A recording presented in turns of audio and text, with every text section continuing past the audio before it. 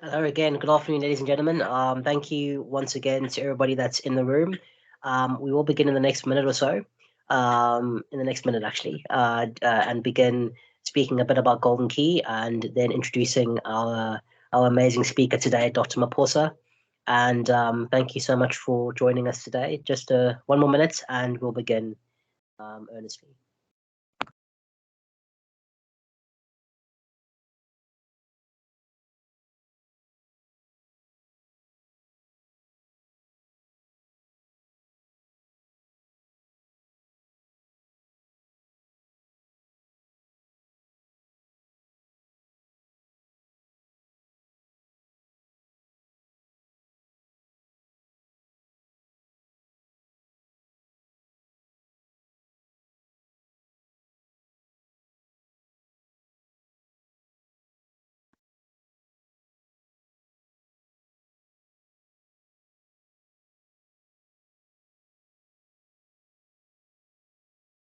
Okay, ladies and gentlemen, welcome again. I'm saying this is the final time. I'm just introducing myself again.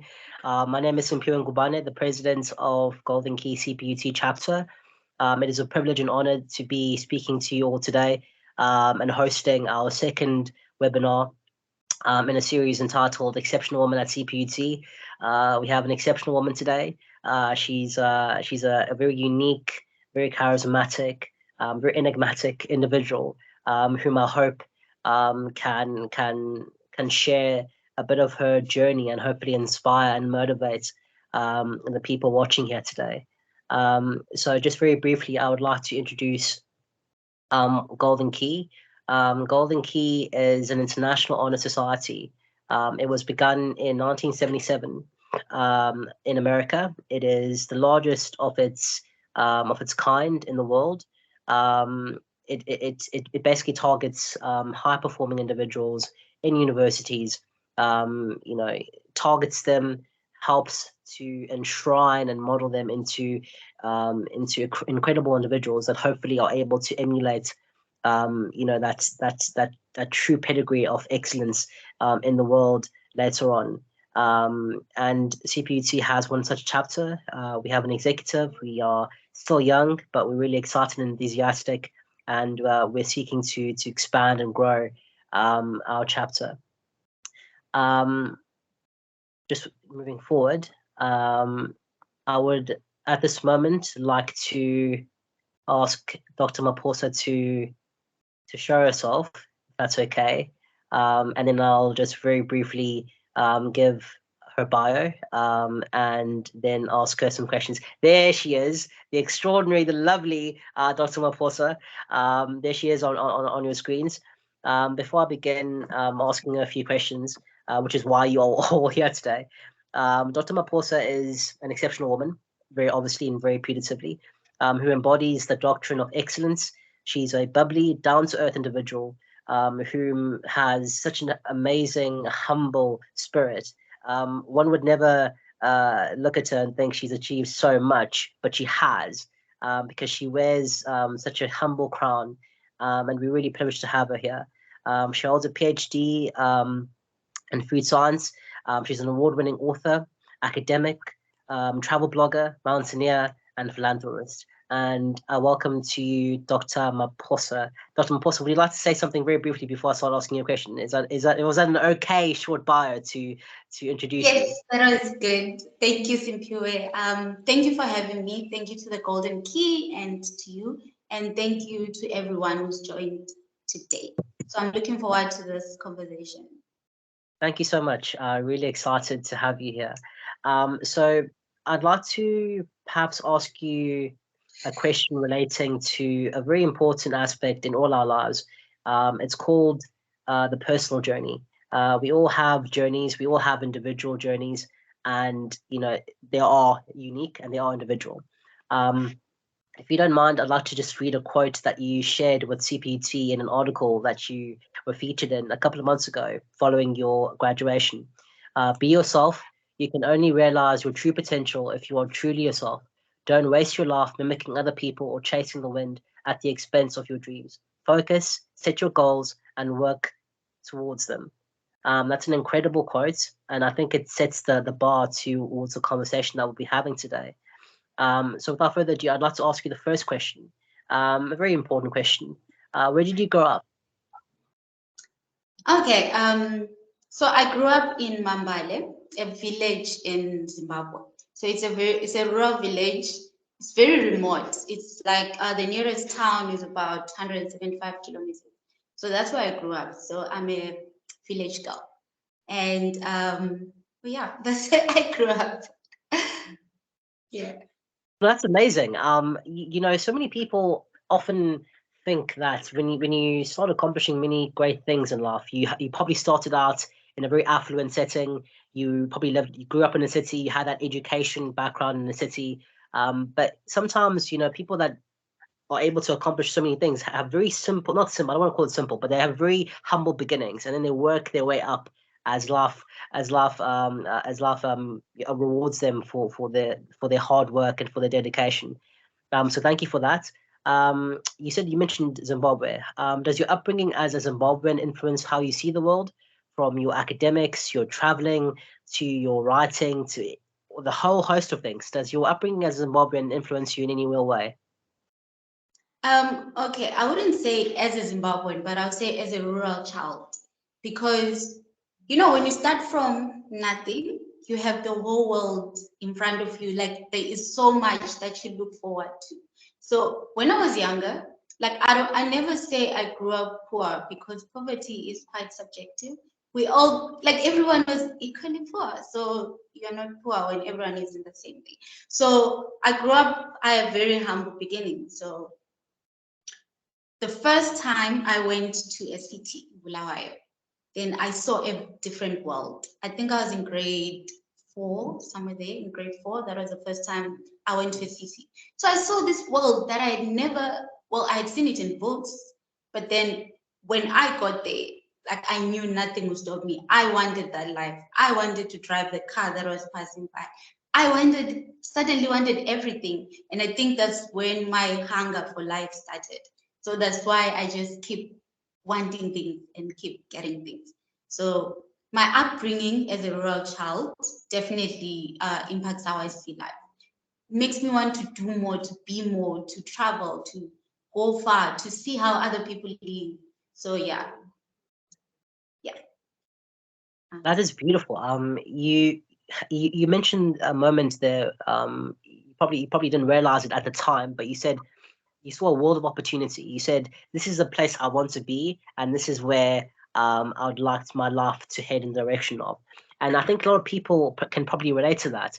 You know, one day I don't know, you pass by somebody, you hear somebody talk, you see a car, maybe a fancy car, and you say, the person that's driving that, I would like to be in that position one day. So I'm going to do everything that I can today to try and make sure that I'm able to get to that place and able to take those opportunities and maximize them. That's an empowering message. You mentioned how insatiable you are. You're hungry. You want to succeed, and that's the thing about success. Once you get it, you always want to keep on going, and that's the message. I think when you succeed once, keep on doing it, even if you fall along the way. Just keep that mentality and keep that upbringing towards just making yourself better. At the back of your mind, and I think that's a very healthy message to inculcate. I think. I'll just mention. Can I just pivot again to another question now? Yeah. You are the youngest of 6 in your family. Can you describe the sorts of expectations you've had to navigate? This is a very personal question, I think. I apologize in advance, but I'm an only child myself, so just hearing the word youngest of 6, it scares me a lot. But but can you just share with us a bit about the expectations you've had to endure and just your life in that particular aspect? I guess it comes with being in the village. Like everyone had so many children. So there were 6 of us, and I'm the youngest, as you said. So my siblings, they've always been hardworking. They've always been high achieving. So the bar was set too high. I always had to measure up. So I always had to work harder. I always had to, because everyone is graduated.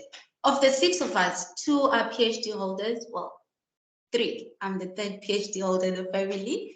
One is a chartered accountant, one is an accountant who's doing amazing.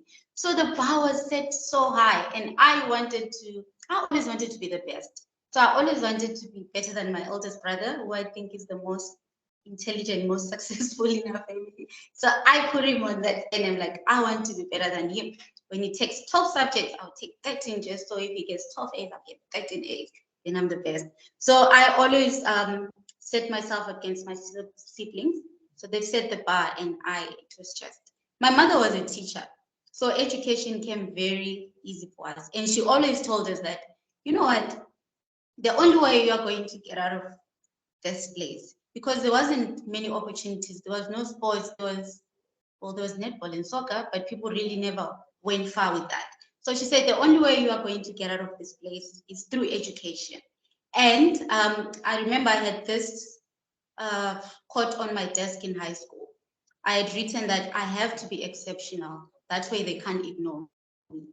Like, no matter what, I have to being good is good, but I have to be exceptional. That way I'm giving them no choice but to recognize me. If they're picking a scholarship, I have to stand out so much that there's no way you can find a way to ignore me. So that's what I carry through life. When I'm doing something, I want to do so good that you have no option but to recognize it. So yeah. I love that so much. What I take from that, you have to be exceptional. You have to be exceptional. You have no choice in this life but to be exceptional, but to be amazing.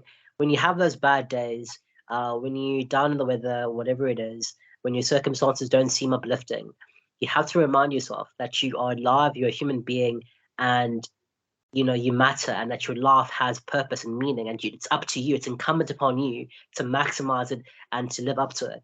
A very interesting thing that just popped into my mind now, the value of environment.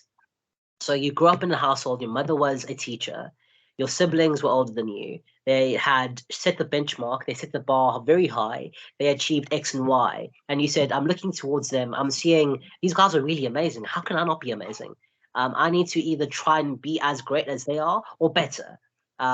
So that's really something that I think a lot of Africans, and I really don't want to make this very pointed, but lots of Africans, a lot of people in general, I think, need to have resonates in their spirit. Just because, for example, you grew up in a township, just because every single day you wake up to penury or whatever the circumstances are, if you have yourself and you have a family setting and you have that mentality that I want to be better, I need to be better, then you have something to work towards.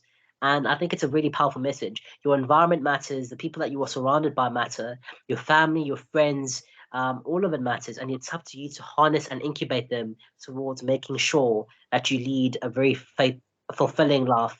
And that's really it. Lovely message there, Dr. Maphosa. Next question. Your story is incredibly multifaceted, and without going into too much detail about that, can you explain the role of writing in your life, for example, from a personal perspective? It's often said that good writers are good readers. When you're growing up, did you read a lot of books? Is that where your passion for writing came from? Yes. So growing up, where my passion for writing came from, when I was growing up, because I grew up in such a large household, the chores were just too much, and I was a lazy child. So I found out that my mother valued books so much that if you are doing homework during the time where you're supposed to be doing chores, she will let you. She will never disturb you when you are reading or writing. When you're with books, she will never tell you to stop and go do something. So I started using that. So I now had to read all the time. Then, because at some point she realized that's what I was doing. So she'll ask me, oh, so what were you reading about? So now I had to actually read. And then she'll bring me all these books. And then I never really liked how most stories ended. And then so I would complain when I'm telling her the book that I read about. Then she's like, you can always write your own stories. Like, you can read the book and write your own ending. You can make it end the way you want.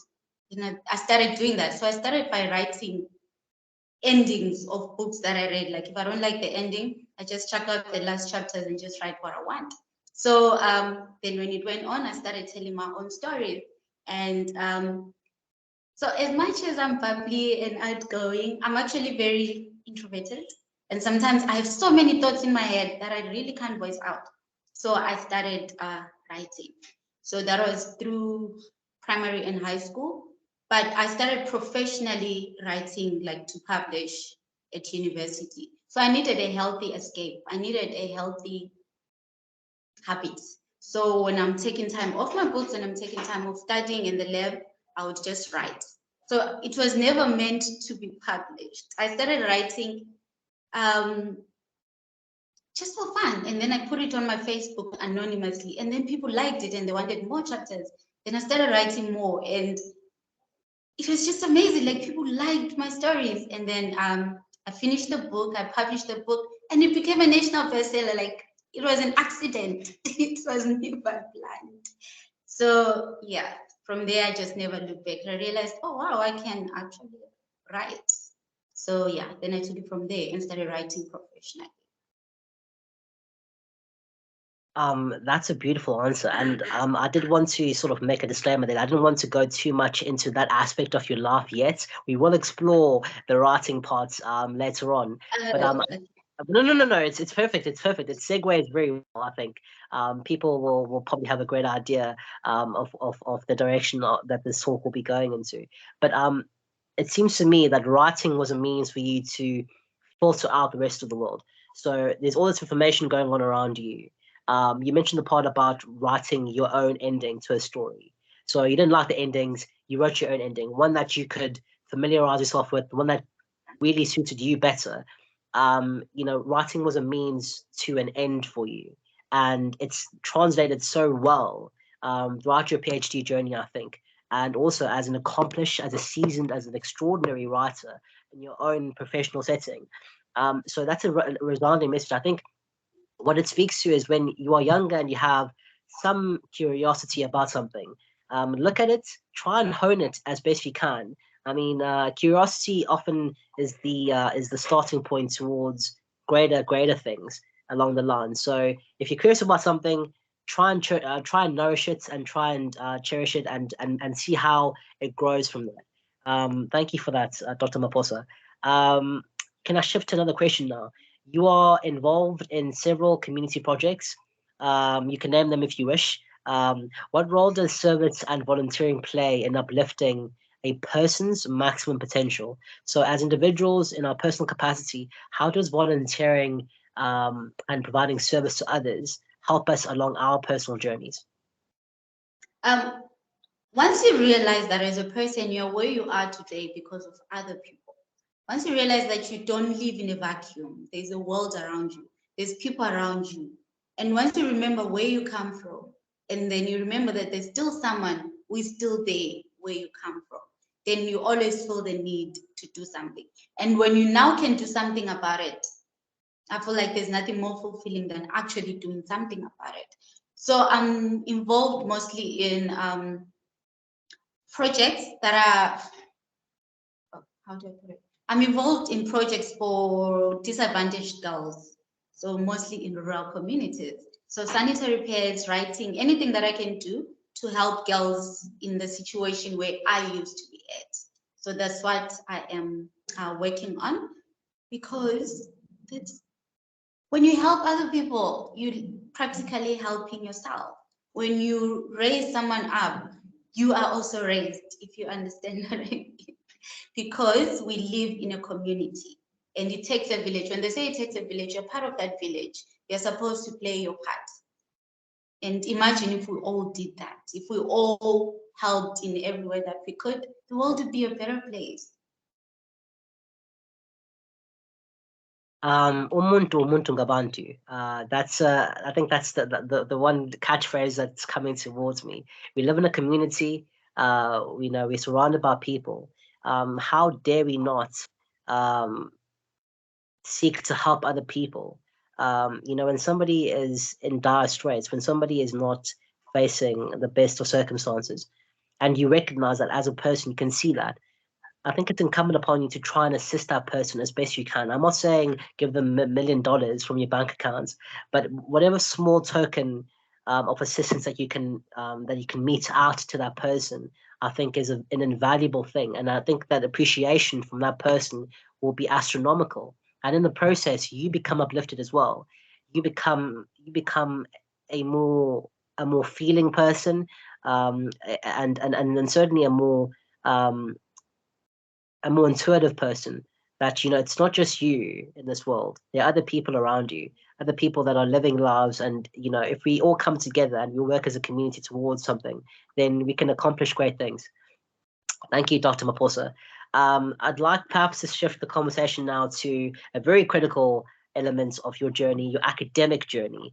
It is a resounding one. It is an emphatic one. And as we can all see in the picture there, you have your red gown. A lot of people might not know the red gown. The red gown is a very important gown. It's not like everybody else's. It signifies that this individual has accomplished the greatest token of academic success, a PhD, a doctorate, sorry, and you've achieved that. Can we just start off the conversation in this part with a question? You had an article featuring you on the CPUT newsroom a few months ago. I think it was in June, I believe, profiling your extraordinary life. Can you speak on how being an early achiever has helped you appreciate the imperative of always rising to the occasion, despite the circumstances that you're in? Okay. Being an early overachiever means you have the rest of your life to enjoy, if I can summarize like that. So, well, I've always been a straight A student since primary. I used to actually downplay it in the beginning. There are times where I used to try not get everything right so that I'm not like 100%, until I realized, because people tell you you have to be humble, or life will humble you. So you try not to be too much, because they say the higher you go, the longer the fall down will be. Until I realized, no, there's actually a difference between bragging and actually celebrating yourself. And we have to celebrate ourselves. Like, all of us excel in our different fields. And this is my field. Like, academics is my thing, and I'm excelling at it. Why am I downplaying it so much? And then once I realized that, and I realized what I can get out of just academics, because it's something that I like, something that I'm passionate about, something that I'm good at. And this is my way into the life that I envision. This is the way I want to travel the world. This is how I'm going to do it. This is how I'm going to cover my career. This is how I'm going to go to conferences. Okay, I'm not going to go deep into travel for now, but it just opened doors to everything. So why am I downplaying this one thing that I have been given that will open doors to everything that I want? So to answer your question, like how it makes me rise to the occasion, I realized that you're not always going to feel like doing something, but you have to. Like, you have to. Life is not going to wait for you. So I've learned that even when it gets hard, you have to push. Even when it gets, you feel like, okay, now I'm not really doing enough, you have to keep going, because if you stop, it stops. But if you keep going, you will end up getting there eventually. So being an overachiever has helped me. It's a good thing and a bad thing, but for now, let me just dwell on the good thing. It has helped me realize that you have to do what you have to do to get where you want to be. Thank you for that answer, Dr. Maphosa. Life is not going to wait for you. People don't understand that time is constantly moving. We live in extraordinary times. The pace of life, it doesn't pander to your expectations. It doesn't pander to your circumstances. It's constantly moving, and we need to make sure that we keep up with it. Otherwise, we'll find ourselves in 10 years' time in the same place, for example, unless we keep up with the momentum that the world is going into. You mentioned something about intentionality there. It's such a beautiful thing. I mean, if you start out today saying to yourself, in 5 years' time, I will be Dr. Ngubane, for example. For example, You can be. for example, you have that intention in mind. You don't necessarily know how you're going to get there, but you know that in 5 years, that's where I want to be to. That's where I want to be, and I need to make sure that the things I'm doing right now are making that reality possible. And that's a resounding message, I think. And just also, again, taking ownership of your success is not arrogance. Especially for women, if I may say so. Women are constantly told, no, don't be modest, be demure, don't celebrate yourself, don't flaunt your success, for example. There's a difference between, acknowledging that I've worked really hard for what it is that I've accomplished, and saying to everybody else that I'm better than you. And that's not what you're doing. That's not what people, I think, are doing most of the time. You're celebrating yourself. You're making sure that, I worked really, really, really hard for this for these accomplishments that I have, for this car that I have, for this degree that I have, for all of these things. How dare I not celebrate myself in the process? Beautiful stuff there. Thank you, Dr. Maphosa. The next question I would like to ask is, what does a student today, at CPUT, for example, need to do to try and maximize their journey so that they can live up to their full potential, as you have? Okay, I haven't lived up to my full potential. I'm on my way there. There's still so much to do. But remember the quote that I gave at a CPUT interview? Be yourself. Like, that's the first step. Be yourself. Know why you're here. Because there's so much noise. There's so much peer pressure. There's so much societal expectations. It's easy to get lost trying to be other people. And by the time you wake up in 5 years, you realize time is gone and you're busy living someone else's life and you're not happy. So be yourself, and then set goals. Know what you want to be. Okay, you're here. Do you want to have a PhD in 10 years? Put that down. I believe in vision boards. And then I believe in writing things down as a writer. So I write my things down because it feels so good, ticking off a goal. It feels so good. So I believe in writing down. So however you do it, whether it's a mental note or you're writing it down or whatever, just have set goals. Know what you're doing and never forget who you are. Some of us come from difficult backgrounds. Then when you come to university, so to a student at CPT, don't get lost, because now you're friends with someone who's from a well-up family, who wants to bank classes, wants to do this, wants to go shopping, and you're just following around. Don't forget where you're coming from. Don't forget that you need this. So to a student, you have to be yourself. You have to live for yourself. You really have to find your footing in university, because I feel that's when many people get lost. And I hear this a lot from students, 50% is a pass. But why settle for 50% if you can do more? Remember, you need those bursaries. Remember, you need to be exceptional. Do the best that you can. If 50% is the best that you can and you work really hard for it, then that's fine. But don't just go in knowing, I'm just going to do half. I'm just going to get 50%. So to a student listening, I would say, be yourself. Be true to yourself. Remember where you come from. Remember where you are going. Why are you doing this? And give everything the best that you can. Like everything, not just exams, not just tests, even those small assignments, even those small quizzes in class, give it 100%, because everything piles up at the end. So don't wait until it's too late. So yeah, that's what I would say. Thank you so much for that answer, and I think that message resonates so profoundly, especially right now. We just finished, well, our person just finished mid-semester tests, so people are really in the throes of just being a bit tired and fatigued, and I think this message is very important. You said so many things there, so many incredible things there. I just want to allude to a few of them. Don't forget where you come from. A lot of people have that tendency, especially when they move from geographic location to geographic location. You come from Durban and then you go to Cape Town. Your personality changes. The things that so many things change, and sometimes you're not aware of it. And then at the end of the day, you find yourself looking in the mirror and you have no idea who this person is. And I think the message you're saying is, don't forget your roots. Don't forget why you came to the place that you came to. You worked hard. You had certain circumstances that you had to overcome, and now you are where you are. Don't allow your friends who have certain circumstances that they are privy to, don't allow that to infiltrate your mentality and affect your journey. Focus on yourself, hone in on yourself, and work towards maximizing and giving everything you can. And the idea of not settling, don't settle for mediocrity, don't settle for just a pass. If you can get 75%, for every single subject, why not get 75% for every single subject? Why are you asking for 60 or 50? For example, I mean, that's a huge ask, but I'm simply saying, if you know that you can do better, then do better. You need to do better because you can and you must, because it's your life and it's your responsibility to live it to the best of your ability. So thank you, Dr. Maphosa, for that. It's a beautiful message. And I will just allude perhaps to the slide.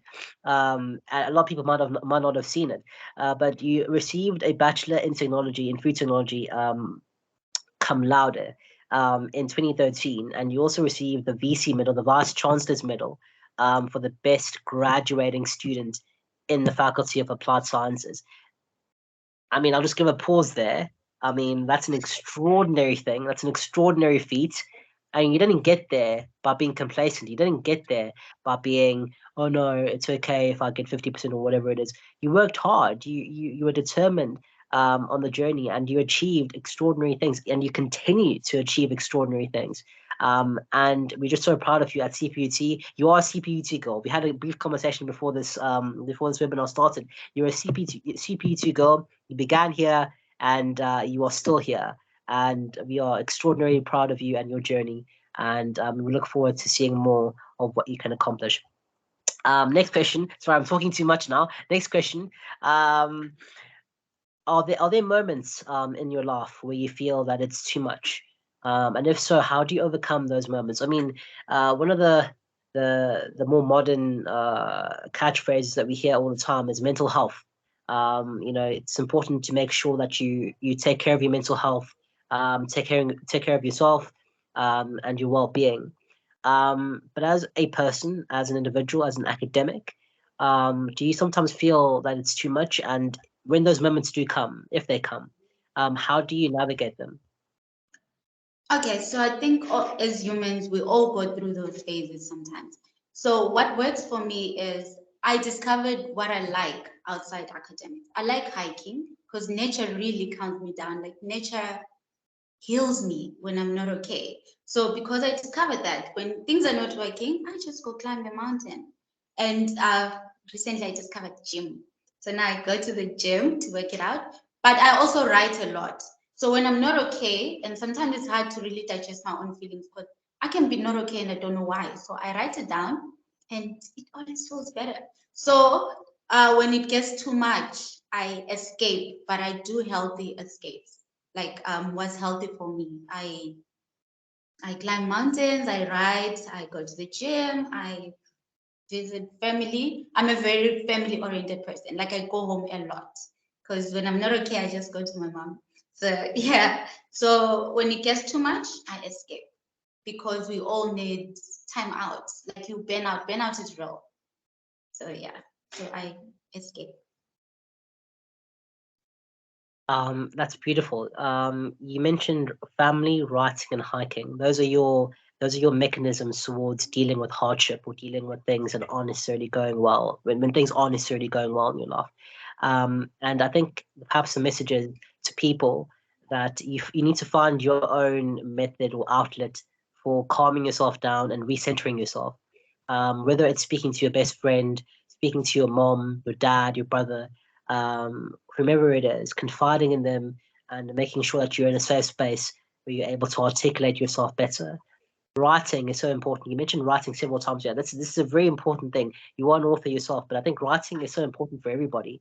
Just making sure that you have, you know, that ability to articulate yourself in a different medium. For example, I'm feeling sad. If I say I'm feeling sad and I write it down, for example, there's a difference there. You're seeing that I'm sad. What am I doing to mitigate or extenuate those circumstances?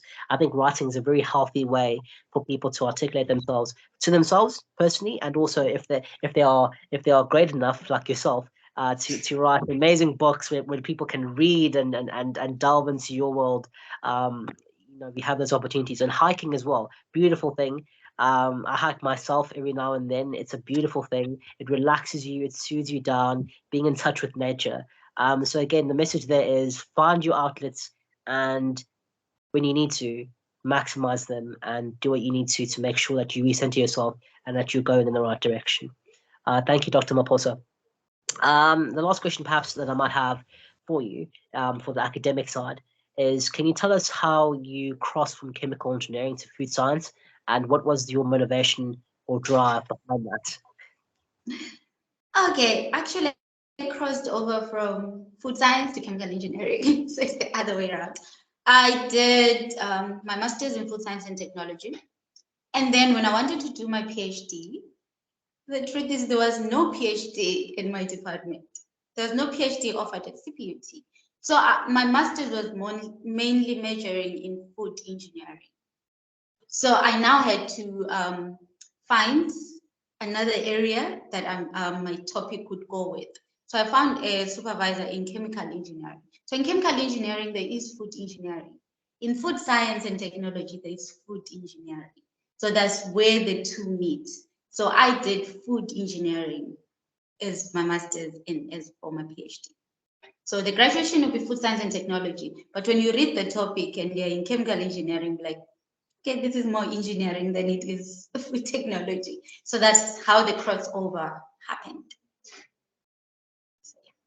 That's a beautiful Because many thing. people think remember people think we cook in food science. So they'll be like, how did you move from food technology to engineering? And I'm like, what do you mean? They're like, you went from cooking to engineering.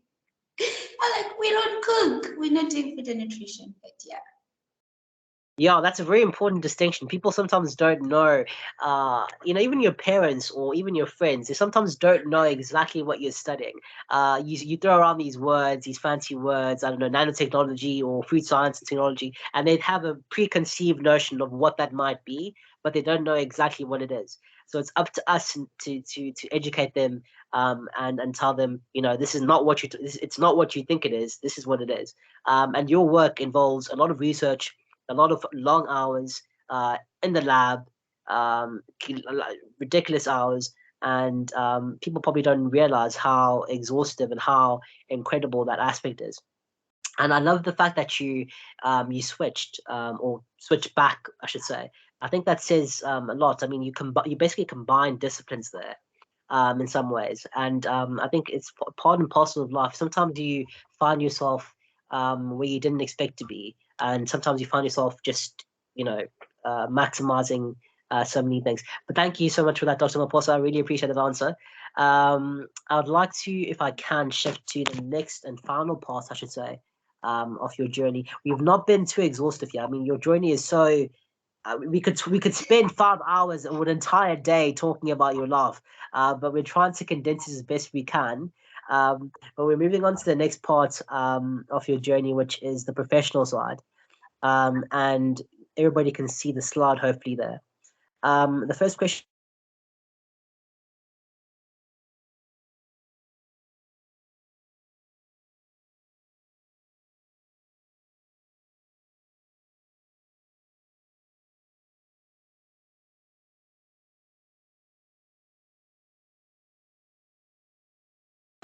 I'm an academic.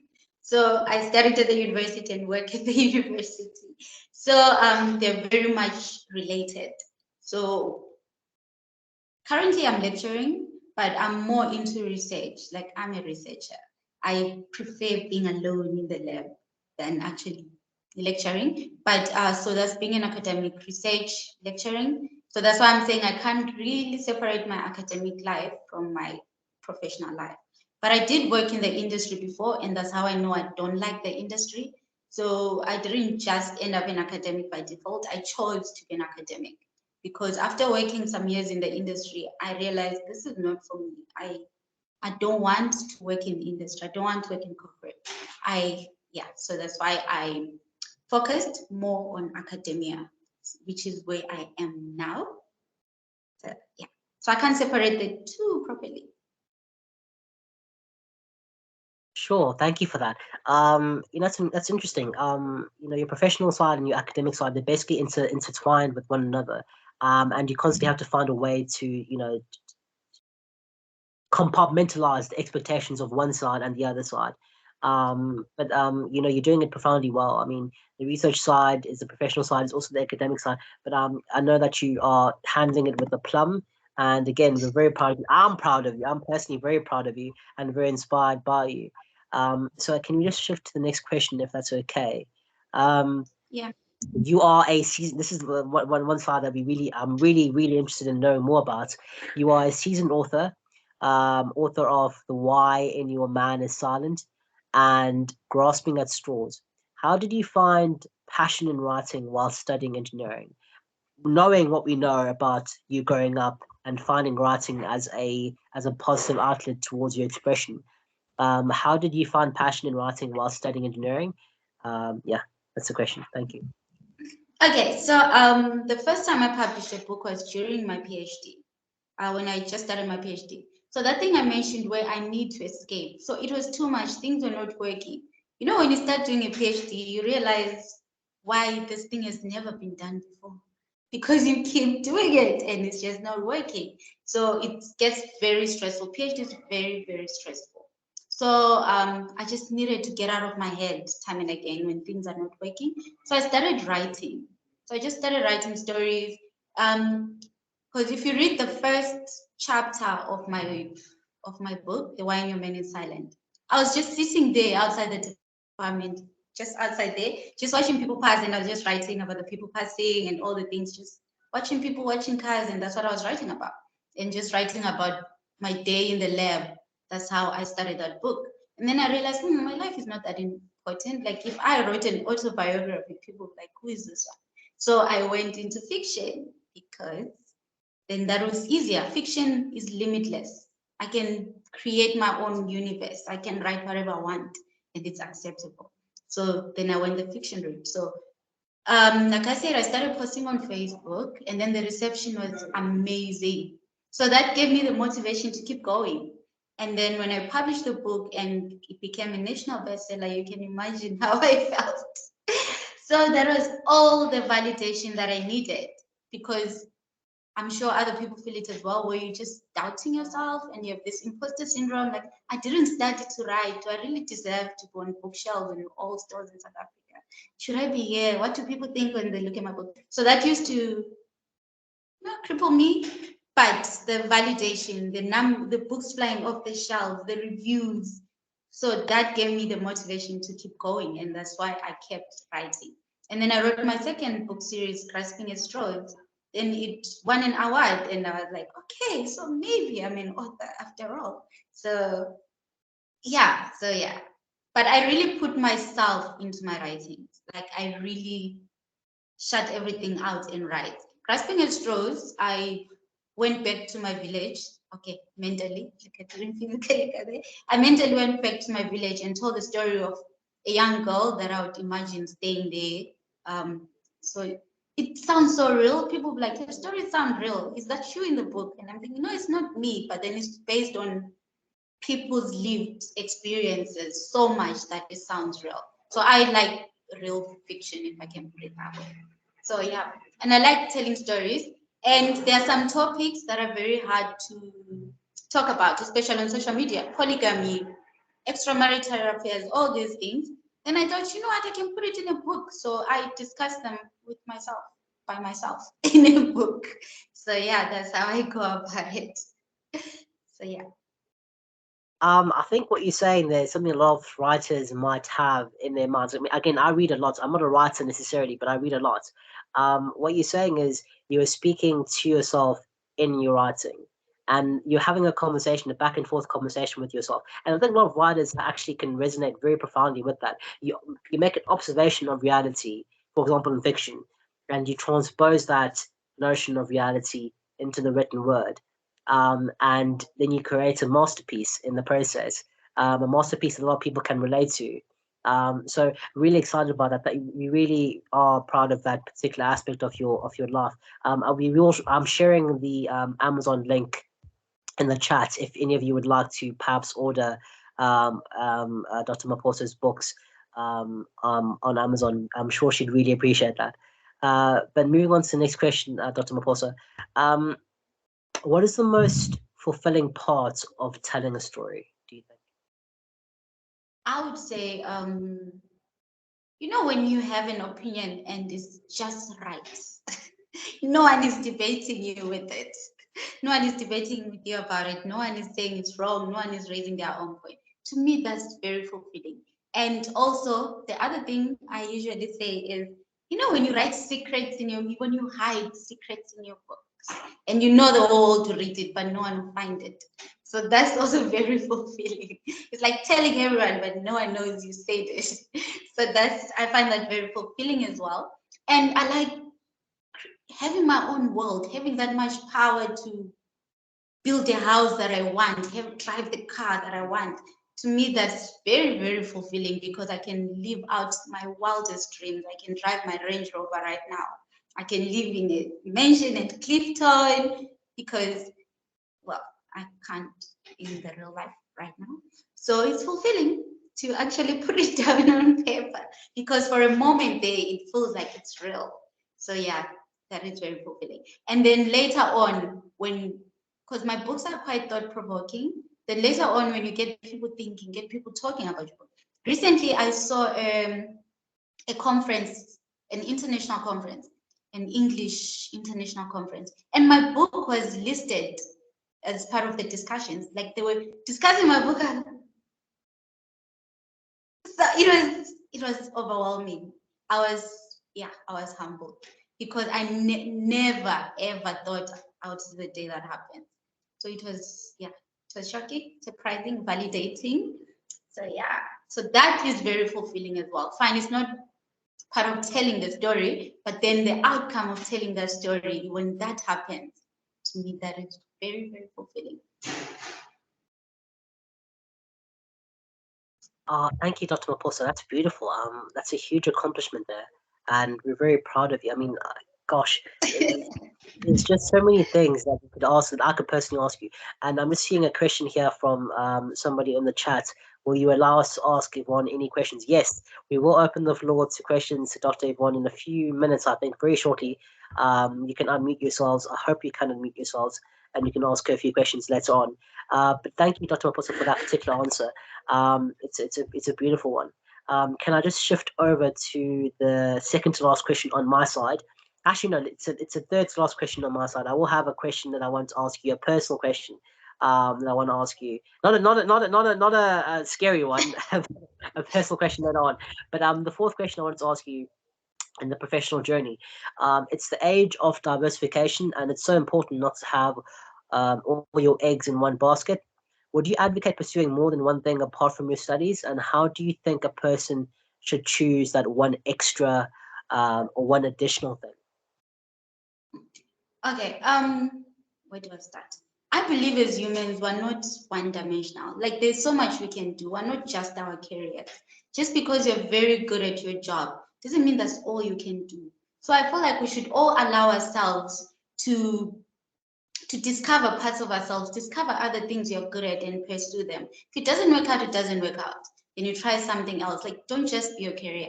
And if COVID-19 taught us anything, is that you can lose your job. At any time, you can lose your job. So don't put all your eggs in one basket. Diversify your streams of income.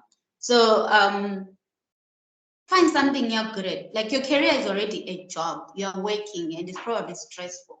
So when you're choosing the other one, at least go for something you enjoy. Go for something you actually, when you think of doing it, you feel happy. Because some people wake up going to work and you're already anxious and tired in the morning. So your other side hustle should not make you feel that way. So it should feel more like a hobby, but then it's making you money. So that's the right way to go. That's I think the best way to go, not the right way. The best way to go. Also, many things are connected. So, okay, let me just use myself as an example. I'm an academic and it comes with lecturing. So with lecturing comes speaking. I was never very good at speaking. I'm getting there. So lecturing comes with speaking. And then I realized, okay, on the other side, I'm a writer. Academic comes with a lot of writing, like a lot of proper writing because you're being marked for your writing. So it makes you a better writer even when you're now writing fiction. And it makes you a better researcher because I'm a researcher in science, but then I can now research for my book. So it's very connected. And now because you have a book and your book is doing so well, you're selling, you're being invited to panels to speak. So I'll use that skill that I got from lecturing to speak to go and speak. And then you charge them for that. So now you have 3 sources of income. Then, yeah, so now you're writing books, selling those books. Now you're speaking, and that is that. And then the fourth one comes with, now that you're writing books and they're doing so well, you get like a following on social media. And having a large following means brand attraction. And then now you're a brand ambassador. So things just align. So, and it's easier when they're all intertwined. So I think this is true for everyone if they look at what they do and other things that are related.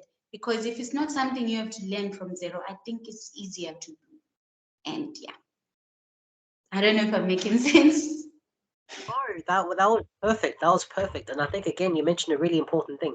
COVID-19 demonstrated how fickle this, not society is, but like how our jobs and our security within the context of our jobs is. 1 minute you can have a job and the next it's gone. So having an additional, let's say, stream of income, to borrow your word, or an avocation, a hobby, or whatever it is that you can maximize if the time comes for it.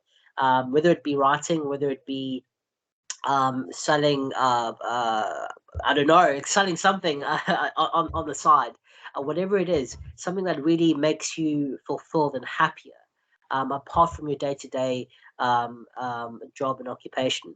I think is a very important thing. We aren't one-dimensional creatures, as you said.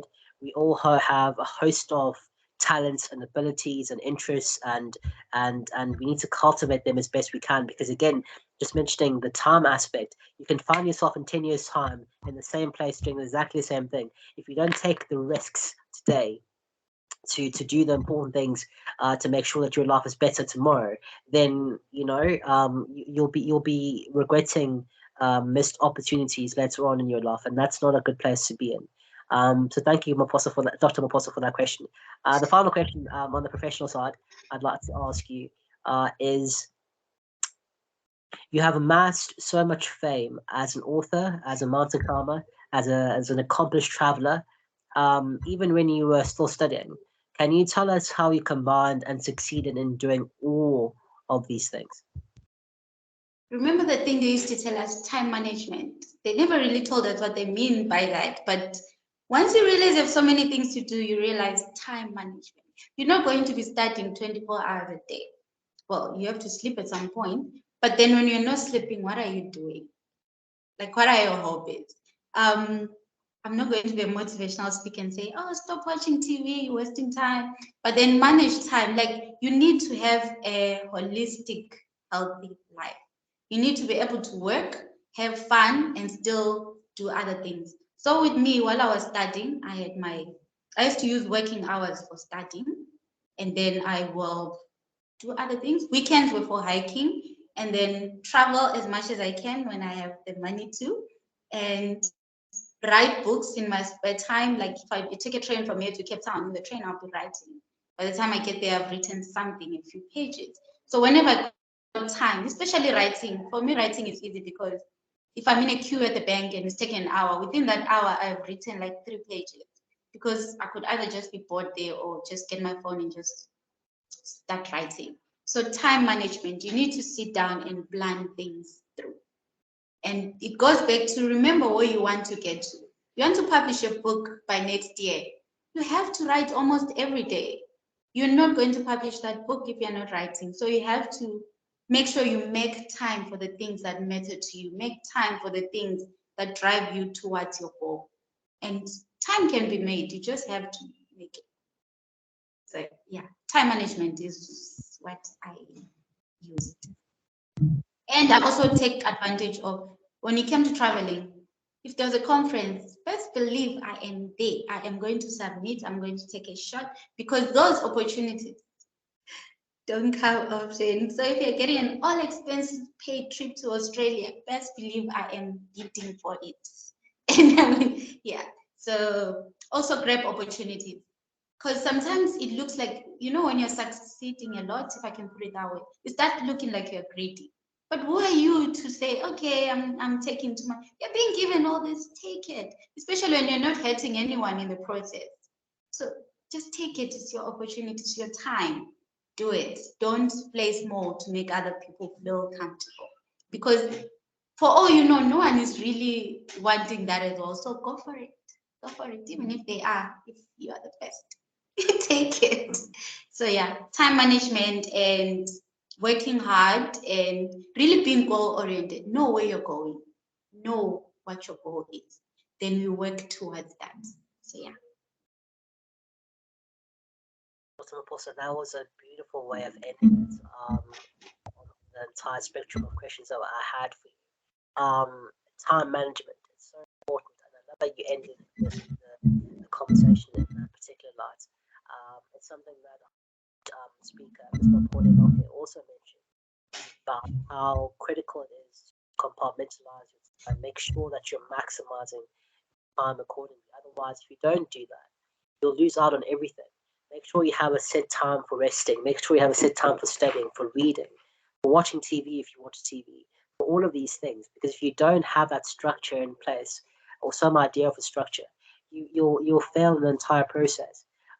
So thank you so much for that amazing rendition. We really appreciate it. I'll start the last segment. I do apologize. There's 2 minutes left until 2 o'clock, but we'll open the floor for questions for the next, let's say, 7 minutes, if that's okay. So we'll end at 2:05. That's all right with Dr. Maphosa. But one question that I wanted to pose to you, that I posed again to the first speaker, was what's next for you? Let's say in the next year or so, or maybe 5 years. What's the next great frontier for Dr. Maphosa? The incredible, the charismatic, the, the incredibly successful Dr. Maphosa. What's next for her? The funny thing is, the first thing that came to my mind was I'll be driving a Range Rover. Oh. Because that's been sitting on my vision board for so long. But career-wise, I'm working towards professorship. So that means more research, more writing, more academic work. But I don't think I'll have it in 5 years. That's, you know, how long it takes to focus. But that's what I'm working towards. More books. So I have a new book coming out next month, and I'm going to publish more books. Like I have so many stories in my head that I need to get out. So more books published. I'm going to be working towards my professorship. What else? Traveling. Now that the world is open again, like I'm still at 30 countries, so there's still a lot of the world to see. So yeah, maybe in 5 years I'll probably be at 50 countries. So yeah. And 5 years, 60 countries. I love that. I'm at 30, so I just need 20. Exactly, mate. So it's literally it. Okay, so from that answer, I got Range Rover. Let's say it's 10 years. Maybe 10 years. We'll get there. But that beautiful Oh yeah. That's a beautiful one. Professorship, I love that. More research, more writing. Beautiful. And next month, guys, let me just reiterate that a new book by Dr. Maphosa is coming out next month. Hopefully, we are able to all purchase it and buy it and read it. I'm really excited personally. And traveling. This is something that we didn't really touch on too much, but you've traveled, I believe, 30 countries so far, from Mozambique to Zimbabwe to obviously Tanzania, South Africa, of course, Australia, Singapore. You are a seasoned traveler, and we're so excited to see where else you land. So thank you for that. I just wanted to ask a question from the chat that I didn't think we got a chance to answer. By Tafadzwa Fumolchen. I'm sorry if I'm butchering your name. I've seen your pad on social media. Is it your own project, or you partner with individuals and companies as an ambassador? I didn't get that. Oh, sorry, that was very quick. Sorry. The question was, I've seen your pads drive on social media. Is it your own project, or do you partner with individuals and companies as an ambassador? Okay, so I have a pet drive called Buy a Pet with Yvonne. Okay, so it started off as a personal project. Well, it's my child, it's my baby. So I started it off by doing it myself. So I'll just take my spare change, my pocket money, and buy pets. Because once I realized pets were like 5 rand at Spa, and I realized, oh, with 1,000 rand I can buy so much. So I started off that way, and then as it went on, because I think I ran it every second or third month, then brands started coming on board. So I partnered with, so I said, you know what, I'm going to hike the highest mountain in Zimbabwe, and the highest mountain in Mozambique, right? Then in return, so then brands sponsor that. Then I was like, but I don't need the money. So you buy pets instead. So that's how that went. So I partnered with Hyundai, with Dove, with Zimpax, and yeah, other brands came on board. So it's my baby, but every time I do a campaign, brands usually come on board. So that's how I end up with a lot of pets. And also, now that I've shifted from, it used to be disposable sanitary pads. Now we've shifted to reusable pads because you understand better when you go to the rural areas because those disposables are done in 3 or 4 months, but the reusable ones then last them for years. So now that I'm now moving to doing pet making workshops, and again, brands sponsor that and individuals come and sponsor that. So we do like 100 girls in a village at a time. We go there with a company called Pet Up Zimbabwe, and they go and teach the girls how to make their pets, give them the material and everything that they need. So I don't know if that is answering it. So every time I have a drive, it's my drive, but it's open for individuals and companies to also help out. Thank you, Dr. Maphosa. I hope that answered the question. But the gentleman or the lady, forgive me, I'm not sure about the gender, has their hand up. Please unmute yourself and ask a further question. And in response to the answering of the question, please comment on it. But more than welcome to unmute yourself, sir or ma'am. Hi, Yvonne. Thanks, Simphiwe, for allowing me to speak. Yvonne, I'm a big admirer of yours on social media. I really appreciate all the work you're doing. I've noticed that you're a little bit of a night owl. I think you tweet a lot, okay, around 3 in the morning, because sometimes when I've insomnia, I see that you're online. So I was wondering, do you actually work better at night? What's your work schedule like? Do you like have a planned work schedule, or you just work organically, like whenever you feel most productive? Because I'm still trying to find a rhythm myself that really works for me, that I can stick to and say this is like my work style. So what works for you? Do you work organically, like, whenever I feel productive, or it's like you're used to working at night? Okay, so I'm used to working at night. Like it's by choice that I work at night because I feel like the world is quiet at night. My phone is not ringing. There are no messages coming in. So I feel so much at peace at night and I can focus, I can be productive. So that's why I work at night. And then the reason I'm on social media mostly at night is I don't always like back and forth with people on social media. Sometimes I just want to use it like a diary. I want to just write my own thing without a back and forth. So at night, I know people are sleeping, so I can write whatever I want. And then during the day, usually I'm at my day job or I'm traveling. So I don't do a lot of stuff that needs concentration during the day. If that makes sense. So I'll go to the lab or I'll travel or I'll teach or other things. But then things that need me to focus, like writing an article, like writing a book, like studying, I do that at night. And yeah. And I feel like I don't think it's healthy though, but I learned that when I sleep during the day, I don't sleep 8 hours. So that's how I managed to cut down on the number of sleeping hours. Because once the sun is up, you really can't be sleeping for 8 hours. But if I sleep at night, I'll sleep 8 hours.